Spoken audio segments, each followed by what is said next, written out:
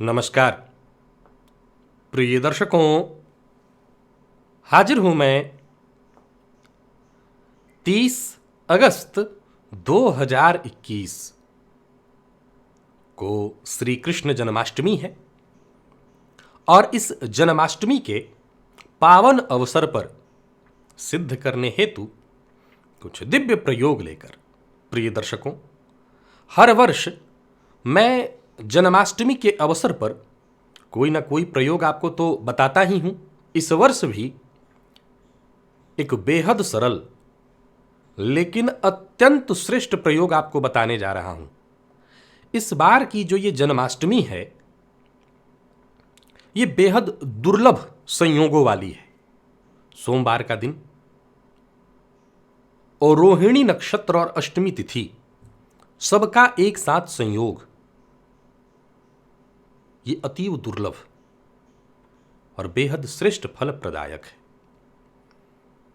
ये मोह रात्रि है और जब किसी को मोहित करना ही है तो आज इस युग में जहां हम सबकी कामनाएं ही कामनाएं, कोई ऐसा नहीं है जो कामनाओं से परे हो, और मां लक्ष्मी की कामना तो हर किसी को है। और भगवान श्री कृष्ण का जब जन्म होता है तो सबसे ज्यादा जो आह्लादित होती हैं, जो सबसे ज्यादा जिनको खुशी मिलती है इस धरा पर भगवान श्री कृष्ण के आने से, वो मां लक्ष्मी ही तो हैं। तो आइए कुछ ऐसे प्रयोग किए जाएं जिससे मां लक्ष्मी मोहित हो जाएं।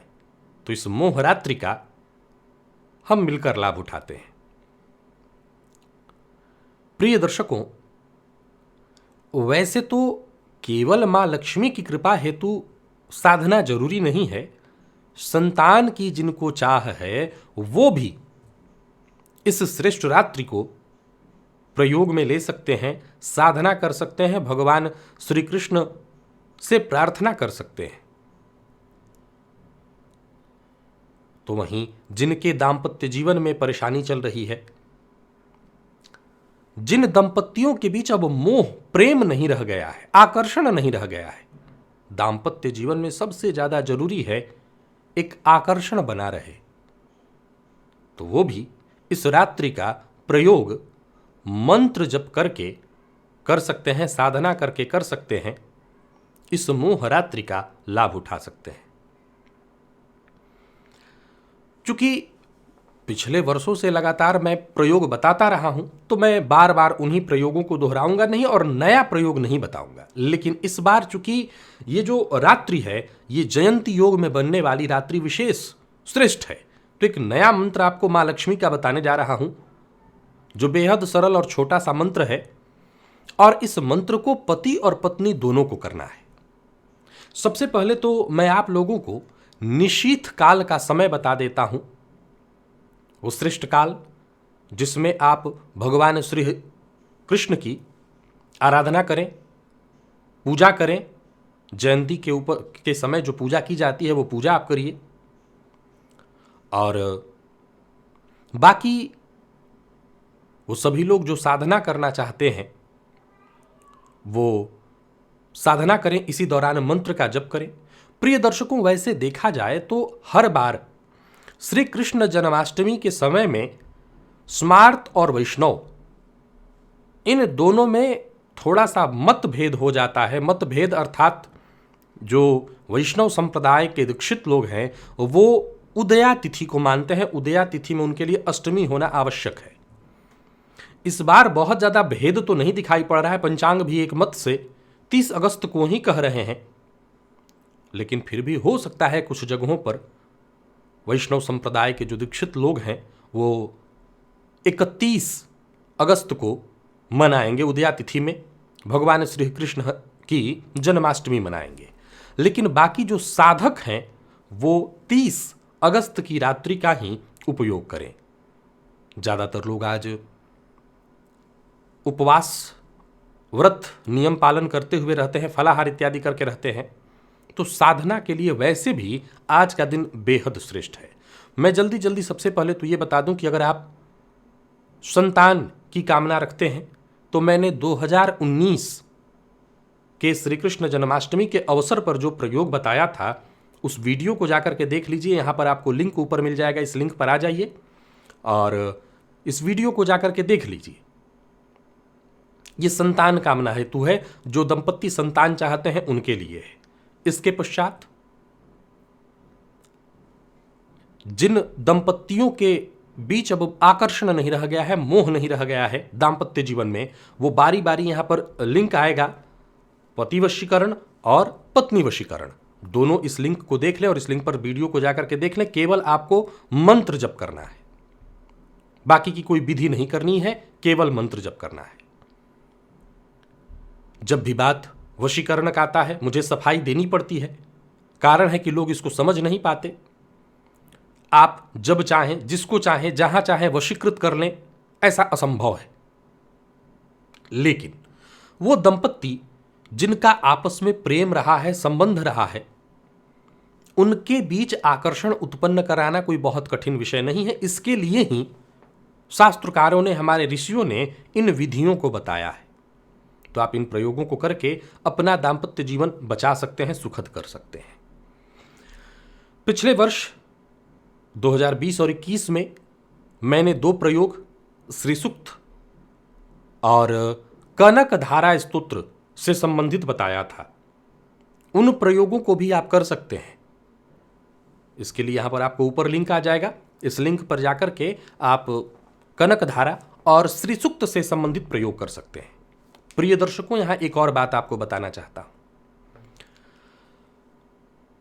ये जान लें आप कि जरूरी नहीं है कि आज जो मैं मंत्र आपको बताने जा रहा हूं, आप इसी मंत्र को जपेंगे तो आपको मां लक्ष्मी की कृपा मिलेगी। आप पूर्व से कोई मंत्र जपते आ रहे हैं, जैसे कनक धारा स्तोत्र, जैसे मां लक्ष्मी का जो मैंने शाबर मंत्र बताया था वो शाबर मंत्र, मां मातंगी का मंत्र, या कोई भी और मंत्र, चाहे वो कनक धारा हो, अरे कोई ऐसा मंत्र जो आप सदैव से जप रहे हैं, हमेशा याद रखिए, जपात सिद्धि। प्रायः आप मुझसे पूछते हैं कि सिद्धि कैसे मिलती है। सिद्धि मिलती है जपने से, निरंतर जपने से, बार बार जपने से। तो जरूरी नहीं है कि आप मेरा कार्यक्रम देख रहे हैं तो इन मंत्रों को ही जो मैं हर वर्ष नया बताऊं आप उन्हें करें। मैं ये बात भी हर वर्ष आपको बता देता हूं। आप अपने मंत्र जो निरंतर करते आ रहे हैं, साधक की साधना और उसकी सिद्धि इसी में है कि वो जिस मंत्र को पकड़े हुए है उसी मंत्र को पकड़े रहे, उसी मंत्र के साथ आगे बढ़े, उसे सिद्धि मिलेगी। सिद्धि कोई ऐसी चीज नहीं है जो पलक झपकते मिल जाए, समय लगता है, अनवरत करना होता है, निरंतर करते रहना होता है। निरंतर के अभ्यास से ही सिद्धि मिलती है। तो आप अपने जो भी मंत्र जपते हो, मां लक्ष्मी का और भी कोई मंत्र आपने कहीं से सुना हो, आपके गुरुजी ने आपको दिया हुआ हो, आप उन मंत्रों को जपिए, इस समय का लाभ उठाइए।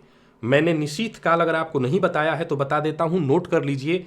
निशीथ काल का जो समय है वो रात्रि 11:18 से, माफ करिएगा, रात्रि 11:38 से मध्य रात्रि 12:23 तक का है। फिर से नोट करिए, 11:38 से 12:23, बहुत थोड़ा सा समय है। 11:38 से 12:23 यही मुख्य निशीथ काल है। और इसी काल में जिन लोगों ने आज जन्माष्टमी की व्यवस्था सारी कर रखी है, भगवान श्री कृष्ण का जो जन्म मनाते हैं वो करें, बाकी मेरे जो साधक हैं वो साधना करें। अब ये समय बहुत छोटा है और इतने छोटे समय में आप कितना मंत्र जप सकते हैं? तो आप एक काम कर सकते हैं, प्रयास करिए कि 11, 11:15, बहुत लेट किया तो 11:30, 38 से तो आ ही जा रहा है, 11:30 से बैठ जाइए और इसके बाद संकल्प लेकर के, और निशीथ काल इसी के बीच में आ जाएगा, या 11:38 पर निशीथ काल प्रारंभ हो रहा है, इसी काल 11:38 पर संकल्प ले लीजिए और कम से कम 1-1:30 बजे तक, 1 बजे तक कम से कम, अगर कष्ट है, धन की कमी है या किसी भी तरह का कष्ट है तो इतना कष्ट तो आप उठाइए ही, 1 बजे तक बैठ करके मंत्र का जप करिए। अब आइए आज के हम प्रयोग की ओर चलते हैं। आज का प्रयोग कैसे करना है? घी का दिया जलाना है। इस प्रयोग में मुख्यतः घी का ही दिया जलाना है और दिया पर ही सारी साधना है। मंत्र भी है परंतु मुख्य साधना घी के दिए पर है।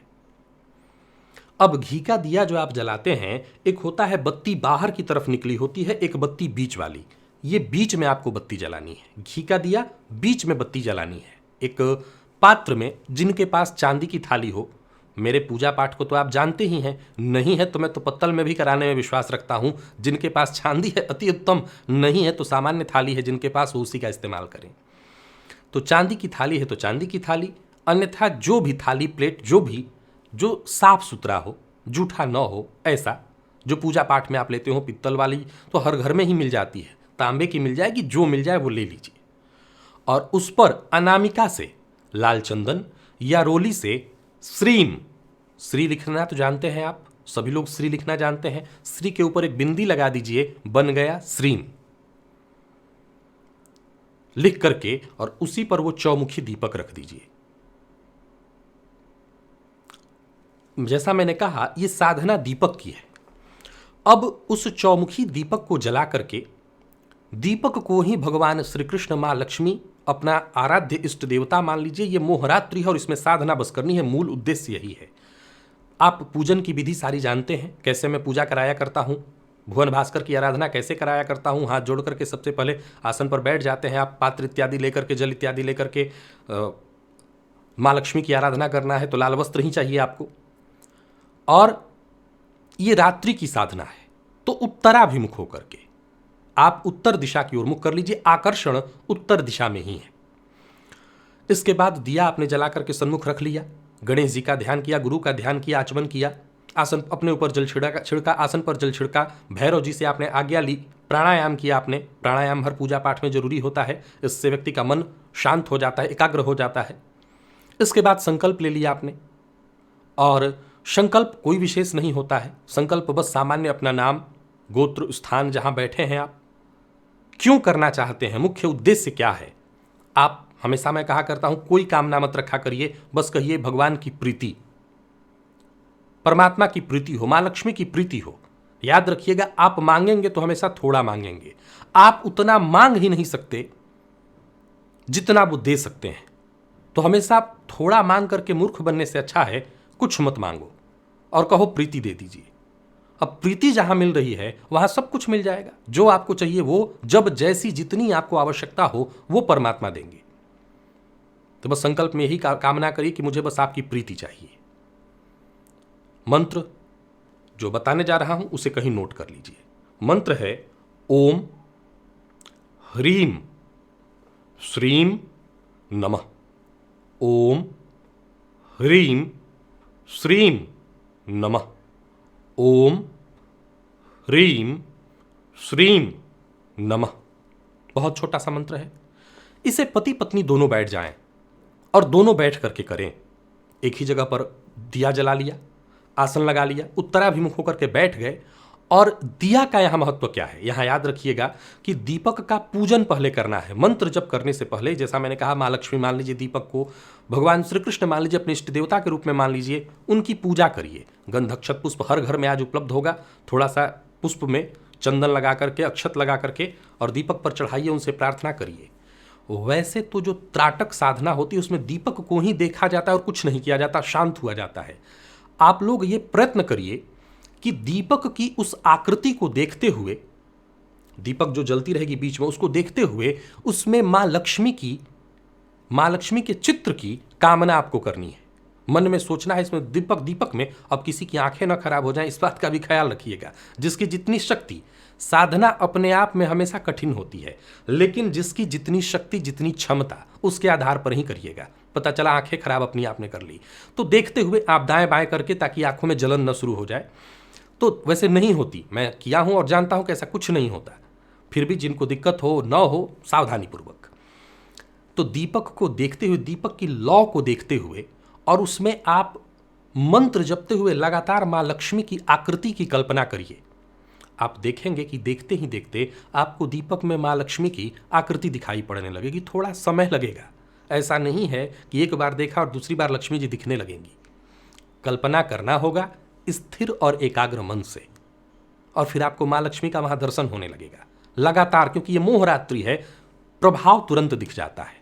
और ये जो मंत्र आपको मैंने बताया, इस मंत्र का आपको जप करना है, दोनों पति पत्नी करेंगे तो ज्यादा अच्छा होगा। या आप कोई और भी प्रयोग करते हो, श्री सूक्त का, कनक धारा का, मां मातंगी के मंत्र का, मां लक्ष्मी के साबर मंत्र का, जो सब मेरे द्वारा बताया गया है आप लोगों को, आप उन प्रयोगों को भी इस दीपक को घी का दिया जला करके, अब गाय का घी और भैंस का घी मैं इस पर चर्चा में नहीं पड़ता, जो आपको गाय के नाम पर घी मिलता वही ले लीजिएगा, तो वो जला करके और दीपक की लौ को देखते हुए मां लक्ष्मी की उसमें कामना करते हुए, कल्पना करते हुए कि मां लक्ष्मी इसी में दिखाई पड़ रही है मुझे, और मंत्र जपिए।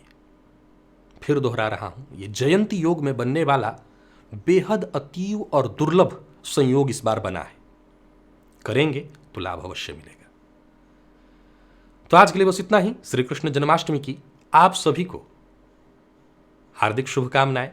मां लक्ष्मी की, भगवान श्री हरि विष्णु नारायण भगवान श्री कृष्ण की कृपा हम सभी पर बनी रहे।